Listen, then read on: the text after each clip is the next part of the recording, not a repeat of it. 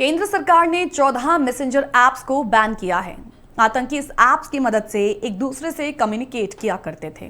पाकिस्तानी आतंकियों को मैसेज भेजने और बातचीत करने के लिए जम्मू कश्मीर के आतंकी भी इस मैसेंजर ऐप का इस्तेमाल करते थे। देश की खुफिया एजेंसियों को मालूम हुआ था कि गूगल प्ले स्टोर और इंटरनेट में मौजूद कुछ मैसेंजर ऐप्स का इस्तेमाल आतंकवादी गतिविधियों में इस्तेमाल किया जा रहा है। खुफिया एजेंसियों ने ऐसे ऐप्स की लिस्ट तैयार कर केंद्र सरकार को सौंप दी, जिसके बाद सरकार ने इन ऐप्स पर अब बैन लगा दिया है। अब भारत में इन ऐप्स का इस्तेमाल कोई नहीं कर सकता। इनमें से ज्यादातर मोबाइल एप्लीकेशन को स्पेशली यूजर की पहचान छिपाने के लिए ही डिजाइन किया गया है। आइए आगे जानते हैं कि किन पाकिस्तानी मोबाइल ऐप्स को भारत में फिलहाल बैन किया गया है। यहां पर प्रतिबंधित मैसेंजर एप्लीकेशन में Crypviser, Enigma, Safe Swiss, Wickrme, MediaFire, Briar, B Chat, Nandbox, Conion, IMO, Element, Second Line, Zangi और थ्रीमा ऐप्स शामिल हैं और इन सभी को फिलहाल बैन कर दिया गया है। सवाल यह है कि इन ऐप्स के बारे में आखिर पता कैसे चला। तो यहां पर आपको यह बता दें कि दरअसल एजेंसियां पहले से ही आतंकियों के कम्युनिकेशन नेटवर्क की जांच कर रही थी और आतंकियों की एक बातचीत को ट्रैक करने के दौरान मालूम पड़ा कि इन ऐप्स में यूजर्स की संख्या बहुत कम है और इन ऐप्स में मैसेज भेजने और रिसीव करने वाले की पहचान उजागर नहीं होती है। एजेंसियों को पता चला कि एप्लीकेशन के भारत में यूजर्स बहुत ही ज्यादा कम हैं और इस पर हो रही गतिविधियों पर ट्रैक करना बहुत ही ज्यादा मुश्किल भी है। सरकार ने यह भी पाया कि इन ऐप्स के भारत में प्रतिनिधि ही नहीं थे और उनसे कांटेक्ट भी नहीं किया जा सकता था। निश्चित तौर पर यह काफी ज्यादा मुश्किल भरा रहा। एजेंसियों ने इन ऐप्स को बनाने वालों से भी कांटेक्ट करने की कोशिश की कई दफा, मगर इनका कोई भी ना तो ऑफिस मिला, ना ही इनका कोई लोकेशन ट्रेस किया गया, ना कोई अधिकारी था।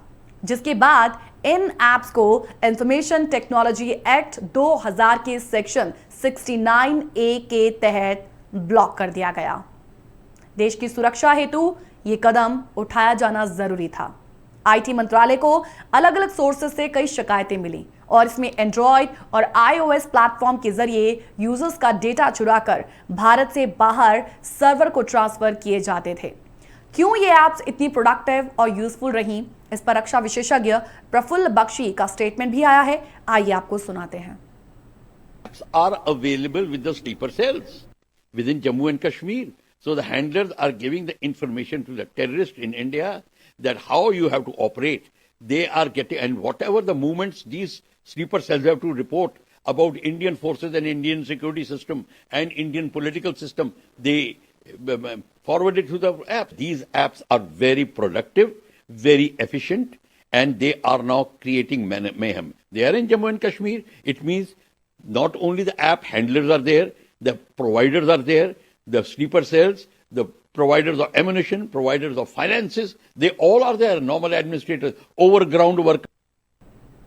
इन ऐप्स के डेवलपर्स भारत में नहीं हैं और ना ही इन ऐप्स को भारत से ऑपरेट किया जा रहा है। इन ऐप्स डेवलप करने वाली कंपनियों के ऑफिस भी भारत में नहीं हैं। भारतीय कानूनों के अनुसार जानकारी मांगने के लिए ऐप्स की कंपनियां संपर्क नहीं किया जा सकता था इनसे, और इन ऐप्स को इस तरीके से डिजाइन किया गया कि इन्हें ट्रैक किया ही नहीं जा सकता था। पता लगाना मुश्किल था कि इन ऐप्स के डेवलपर्स आखिर हैं कौन।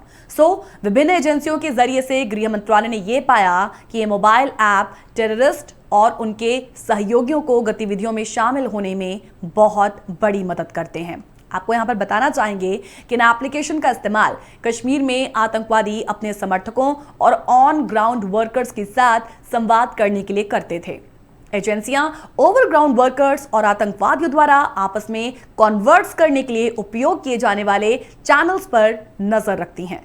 एक बातचीत को ट्रैक करते समय एजेंसियों ने यह भी पाया कि मोबाइल एप्लीकेशन के भारत में प्रतिनिधि नहीं है और इस पर हो रही गतिविधियों को ट्रैक करना बहुत ज्यादा मुश्किल हो गया है। भारत सरकार ने इससे पहले पाकिस्तान के खिलाफ बड़े पैमाने पर सोशल मीडिया एक्शन लिया था।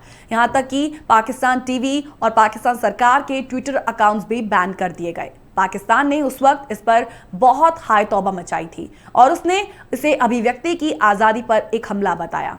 इसके बाद भी भारत सरकार ने पाकिस्तान सरकार और वहां के सरकारी टीवी के ट्विटर अकाउंट्स पर बैन को नहीं हटाया और अब केंद्र सरकार ने मैसेंजर ऐप पर 14 अकाउंट्स बैन कर कहीं ना कहीं यह साफ जरूर किया है कि पाकिस्तान के किसी भी भारत विरोधी दुष्प्रचार को, उस प्रोपेगेंडा को कतई सहन नहीं किया जाएगा। आप जानते हैं कि पाकिस्तान पर इससे पहले मोदी सरकार ने सर्जिकल और एयर स्ट्राइक भी की। भारत में हुए पुलवामा और उरी हमलों के बाद सेंट्रल गवर्नमेंट ने पाकिस्तान में आतंकी ठिकानों को पहले सेना की टुकड़ी भेजकर और फिर वायुसेना के विमानों से बम और मिसाइल गिराकर ध्वस्त कर दिया और इस पर भी पाकिस्तान की तरफ से काफी धमकियां दी गईं। एयर स्ट्राइक के बाद पाकिस्तानी लड़ाकू विमान भी भारत में घुसे, लेकिन भारतीय वायुसेना ने भी उनको मार भगाया। वायुसेना के अभिनंदन वर्तमान ने तो पुराने मिग 21 विमान से पाकिस्तान के उन्नत अमेरिका में बने F-16 विमान तक को ढेर कर दिया था।